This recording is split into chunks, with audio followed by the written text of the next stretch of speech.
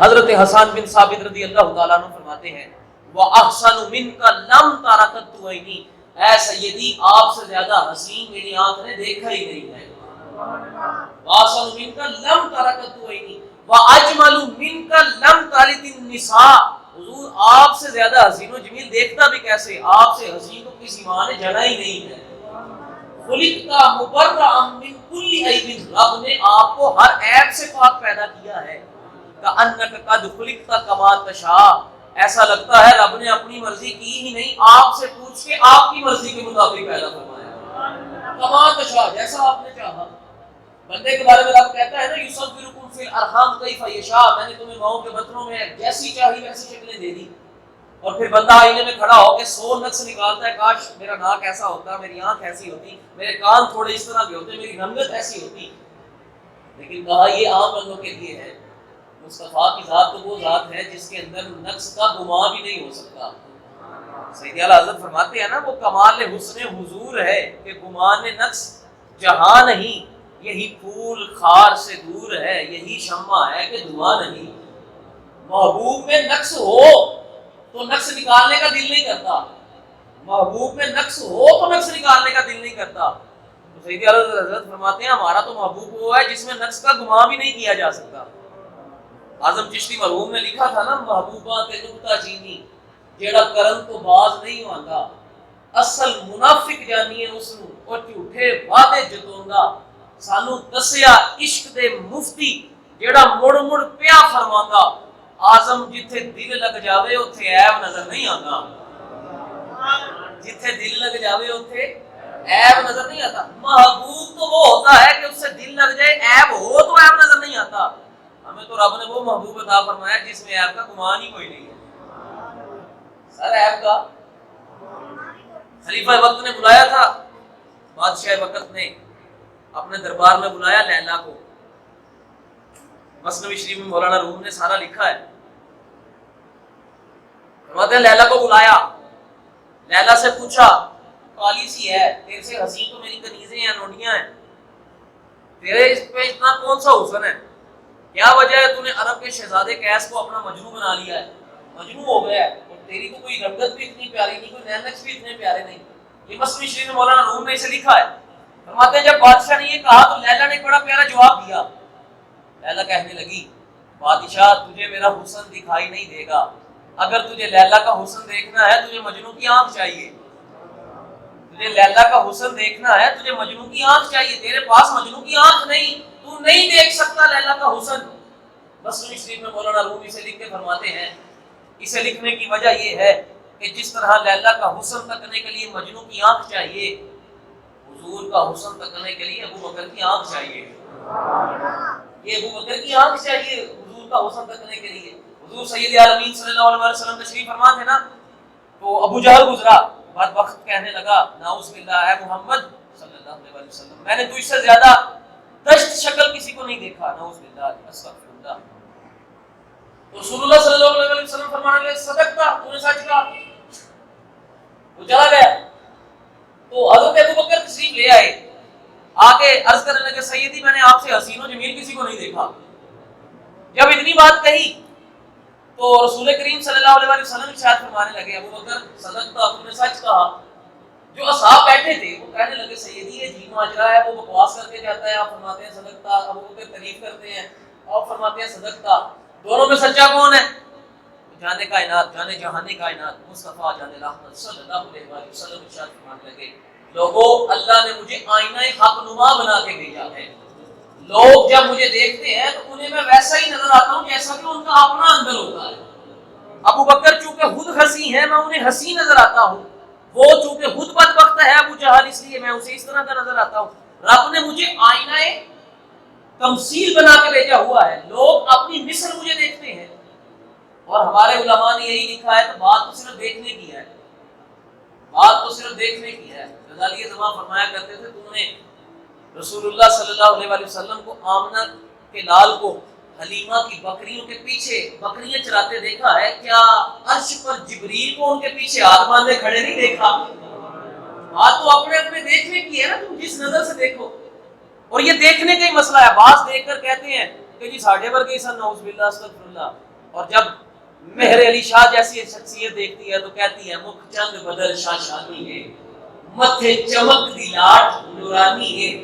اور پھر کہتے ہیں اس صورت نو میں جان آکھاں کے جانے جہان آکھاں، جس شان تھی شانہ سب بنیا، سبحان اللہ سبحان اللہ، ما اجملکا ما احسنکا ما اکملکا، کتھے مہر علی کتھے تیری ثنا، گستاخ اکھیاں کتھے جا ہڑیاں۔ تو یہ دیکھنے کی بات ہے، دیکھنے کی بات ہے۔ بعض اپنے جیسا کہہ رہے ہیں اور بعض اس طرح بیان فرما رہے ہیں۔ حضرت سیدنا یوسف علی نبینا و علیہ الصلوۃ والسلام، آپ کا حسن اس قدر حسین تھا، قرآن پڑھ کے دیکھیں، وَقَدْ كَانَ أَيْدِيَهُنَّ، عورتوں نے اپنی انگلیاں کاٹ لی تھی حضرت یوسف کا حسن دیکھ کر۔ یہ کوئی قصہ کہانی نہیں، قرآن ہے، قرآن۔ حضرت یوسف گزرے نا جب، حضرت زلیخا نے جب اپنی سہیلیوں کے پاس سے گزارا انہیں، تو سہیلیاں اس قدر حسن یوسف میں مہا ہوئی کہ وہ سیب کاٹتے کاٹتے چھریاں انہوں نے اپنی انگلیوں پر چلا لی اور انہیں پتہ ہی نہیں چلا، اس قدر مہا ہو گئی۔ لوگ کہتے ہیں کہ یہ مثال حسن یوسف میں ملتی ہے، حسن محمد میں کوئی مثال لا کے دکھاؤ۔ حسن یوسف میں یہ مثال ملتی ہے، حسن محمد میں صلی اللہ علیہ وسلم میں کوئی مثال لا کر دکھاؤ۔ تو ہمارے علماء لکھتے ہیں حسن یوسف جو تھا نا جی، وہ ظاہر حسن تھا۔ میرے مصطفیٰ کا حسن وہ تھا جس پر رب نے 100 پردے ڈالے تھے تاکہ انسان کی آنکھ دیکھ سکے، ورنہ یہ حسن اتنا تھا کوئی دیکھ ہی نہ سکتا۔ 100 پردے ڈالے گئے تاکہ مصطفیٰ کا حسن دیکھا جا سکے۔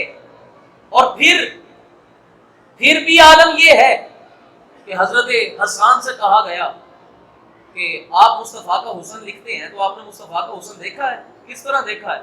بھائی میں نے کوئی چیز لکھنی ہے تو لکھنے کے لیے دیکھنی پڑے گی، جو چیز میں نے دیکھی نہیں میں لکھوں گا کیسے؟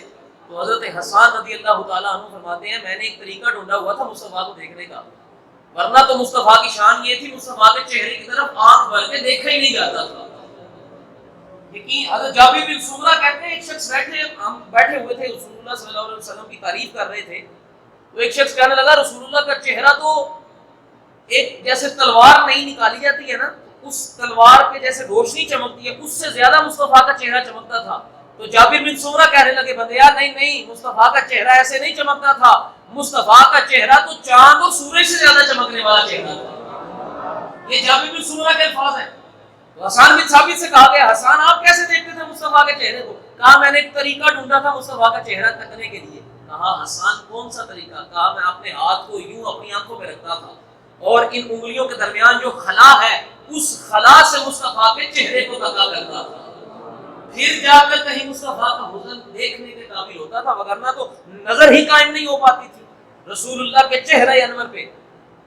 تو کہا کہ مثال چاہتے ہو؟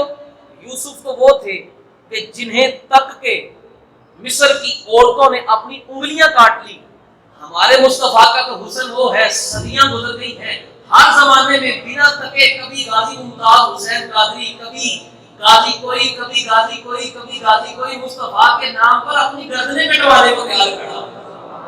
بھائی وہ تک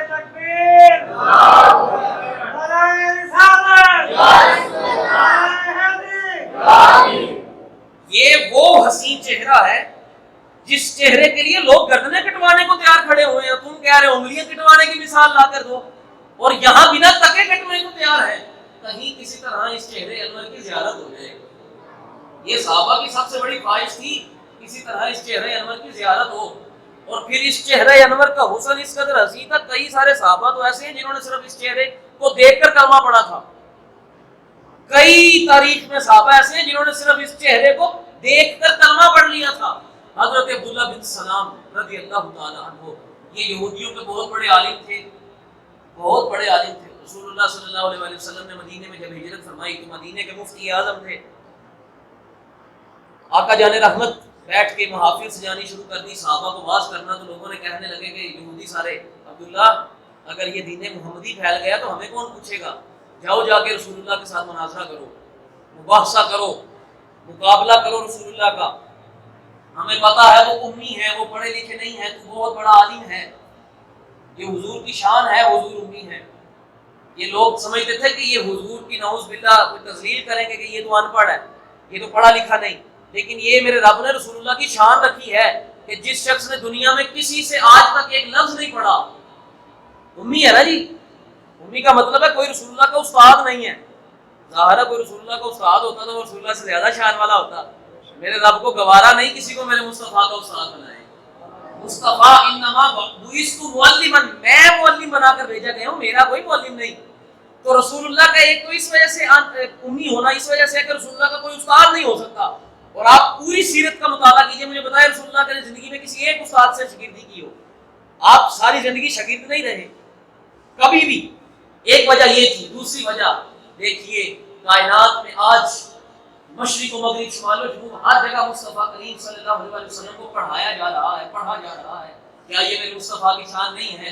یار جو کائنات میں ایک لفظ نہیں تھا پڑھا، آج پوری کائنات کو پڑھایا جا رہا ہے، پوری کائنات کو پڑھایا جا رہا ہے. تو میں بات کر رہا تھا حضرت عبداللہ بن سلام سے. یہودی کہنے لگے جا مناظرہ کر، مباحثہ کر، مقابلہ کر مصطفیٰ کا. عبداللہ بن سلام مصطفیٰ کی بارگاہ میں آ گئے.